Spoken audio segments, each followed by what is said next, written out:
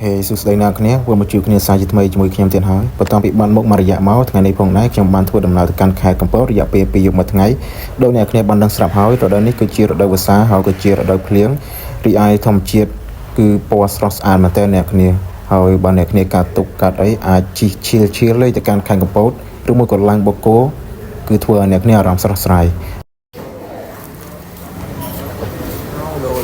ត្រីឡើងហើយហែអស់លេងនេះដាក់កាហ្វេមួយកាហ្វេខ្មែរចូលបាយទៅដល់ចូលបាយទៅដល់ចូលអីស៊ីបាយជីផឹកកាហ្វេហើយនេះកាហ្វេខ្មែរអ្នកគេធ្វើបាយទៀតស៊ីសាំងហើយណាហើយឥឡូវនេះគេធ្វើបាយទៀតដល់ម៉ែជាងដល់កំពតហ្មងលើដាក់កាហ្វេហ្មងហើយ direct ទៅហ្មងទៅយកកតាបយកអីទុកនៅ resort check in ហើយចាំឡើងទៅបូកគោ check in ហើយខ្ញុំទៅបូកគោនេះគេធ្វើបាយទៀតឥឡូវនេះអត់មាននេះអត់មានអស់ណាទៅបាយអញ្ចឹងអត់ទៅរៀនបាយអត់ចូលហ្មង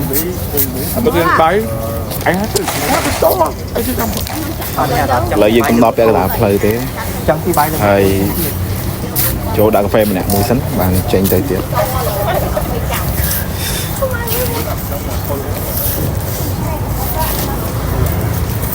តទៅយើងចូលចាក់សាំងក៏ដូចជាផឹកកាហ្វេរួចហើយយើងក៏កាត់ចូលមកនៅកន្លែងដែលយើងស្នាក់នៅដែលមានឈ្មោះថាបឹងបាយ័នត្រីដែលជាផ្ទះលំហែមួយស្ថិតនៅលើផ្លូវទៅកាន់ភ្នំម៉ៅម៉ាល់ហើយអ្នកគ្នាអាចមើលបានទេសភាពក៏ដូចជាបរិយាកាសស្ងប់ស្ងាត់ល្អមែនទែនហើយចៃដន្យដែលយើង booking ក៏មាន discount ហើយយើងក៏បានគិតពីកន្លែងដែលអ៊ូអមកកន្លែងស្ងប់ស្ងាត់ចឹងទៀតគឺវាត្រូវចិត្តនឹងអ្វីដែលយើងចង់បានអ្នកគ្នាហើយយើងបន្ទាប់ពីយើង check in ទុកបានទុកអីហើយយើងក៏បានទៅស្រស់ស្រូបអាហារថ្ងៃត្រង់នៅតាមបណ្ដោយផ្លូវឆ្នេរខាងខេត្តកែបអ្នកគ្នាហ្នឹងហើយយើងហូបអីហើយយើងក៏បានធ្វើដំណើរឆ្លងទៅកាន់ឆ្នេរអង្កោដោយអ្នកគ្នាបានមើលនៅក្នុងទេសភាពក៏ដូចជាព្រៃព្រឹក្សានារដូវវស្សានេះគឺទេសភាពស្អាតមែនតើអ្នកគ្នាក្តៅក៏មិនសូវក្តៅត្រជាក់ស្រួលហើយបរិយាកាសល្អទៀតអ្នកគ្នាអញ្ចឹងអ្នកគ្នាគួរតែចំណាយពេល1ថ្ងៃឬក៏2ថ្ងៃធ្វើដំណើរ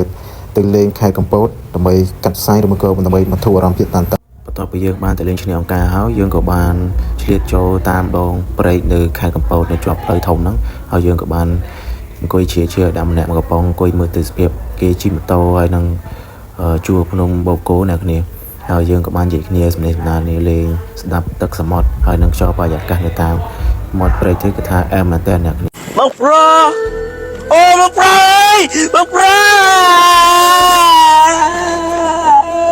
បងប្រុសបងប្រុសបងប្រុសបងប្រុសបងប្រុសបងប្រុសបងប្រុសបងប្រុសបងប្រុសបងប្រុសហើយបន្ទាប់ពីនឹងមកយើងក៏បានធ្វើដំណើរទៅកាន់ផ្ទះលំហែយើងវិញដើម្បីរៀបចំខ្លួនសម្រាប់អាហារពេលយប់ក៏ដូចជាលេងវិទ្យាខ្លះដើម្បីកែអបសុខទៅកាត់ចំដល់ថ្ងៃទី2យើងក៏បានស្រស់ស្រូបអាហារពេលព្រឹកហើយម៉ោងដូចជាម៉ោង9ជាងហើយបន្ទាប់ពីនឹងមកយើងក៏បានឡើងទៅបោកគោហើយគណៈដែលយើងឡើងទៅនោះដូចខ្ទង់ម៉ោង10កន្លះទៅម៉ោង11ថ្ងៃអ្នកគ្នាដោយសារតែយើងជុំវិញរៀងជ្រុលម៉ោងជារៀងជ្រុលហើយនេះគឺជាទស្សនវិជ្ជានៅលើភ្នំបូកគោនៅតាមដងផ្លូវអ្នកគ្នាមើលបាននៅរដូវភ្លៀងនេះគឺថាទេសភាពស្អាតយកតែមែនតើអ្នកគ្នាហើយខ្ញុំមិនចេះតែនិយាយទេអ្នកគ្នាមើលវីដេអូប៉ុណ្ណឹងហើយតំណាំតែគ្នាចេញទៅខាងក្រៅហើយជីកផ្ទាល់ប៉ះជាមួយខ្យល់ឬមួយក៏ឃើញទេសភាពផ្ទាល់ទៀតគឺថាញាក់សាច់តែម្ដងអ្នកគ្នាហើយឥឡូវគឺដូចជាអត់មាននិយាយច្រើនទេអ្នកគ្នាអាចទស្សនាវីដេអូនេះតាំងពីដើមរហូតដល់ចប់ជាមួយខ្ញុំបានហើយខ្ញុំជឿថាអ្នកគ្នាក៏មានអារម្មណ៍ដូចខ្ញុំដែរគ្រាន់តែខ្ញុំបញ្ចូលស្រែងនោះក៏ដូចចង់កត្រាក់ជើងចង់ឡើងបូកគោមួយជើងទៀតហើយនេះហើយក៏ទៅអ្នកគ្នាឲ្យបូកគោនេះខ្ញុំទៅខ្ទង់10ដងជាងហើយអ្នកគ្នាប៉ុន្តែវាអត់មានអារម្មណ៍ថាចិនណាយជាមួយទេសភាពនៅបូកគោនឹងតែម្ដងហើយកពតនេះអ្នកគ្នាឲ្យដើរតែខ្ញុំជឿថាដើរសំទេប៉ុន្តែកន្លែងតែប៉ុន្តែទេសភាពគឺញាក់សាច់តែម្ដង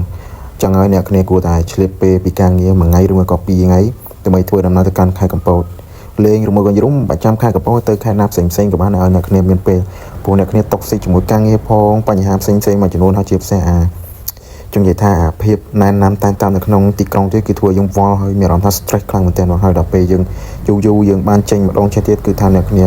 ស្រាលខ្លួនតែម្ដងអ្នកគ្នាអាចសាកបានហើយខ្ញុំសាកផ្ទាល់គឺថាអែមយកតែមែនទែនហើយខ្ញុំជឿថាអ្នកគ្នាមួយចំនួនក៏ដូចខ្ញុំដែរសម្រាប់ខ្ញុំគឺខ្ញុំចូលចិត្តដើរនារដូវភ្លៀងជាងរដូវវស្សាអ្នកគ្នាមូលហេតុគឺងាយទេអ្នកគ្នាមើល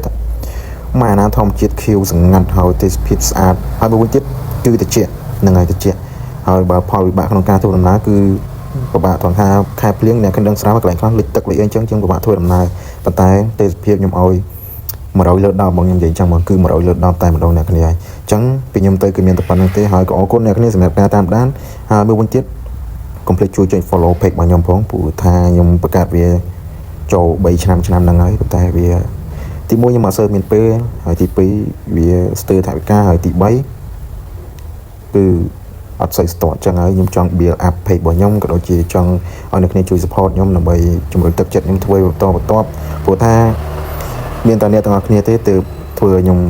មានដឹងនេះទោះថា follow តិចមែនតែខ្ញុំសប្បាយចិត្តហើយខ្ញុំក៏អរគុណអ្នកដែលគាត់ជួយខ្ញុំហ្នឹងហើយពីខ្ញុំទៅមានតែប៉ុណ្្នឹងទេហើយអរគុណអ្នកគ្នាសម្រាប់ការតាមដានជួបខ្ញុំនៅវីដេអូក្រោយបាយបាយ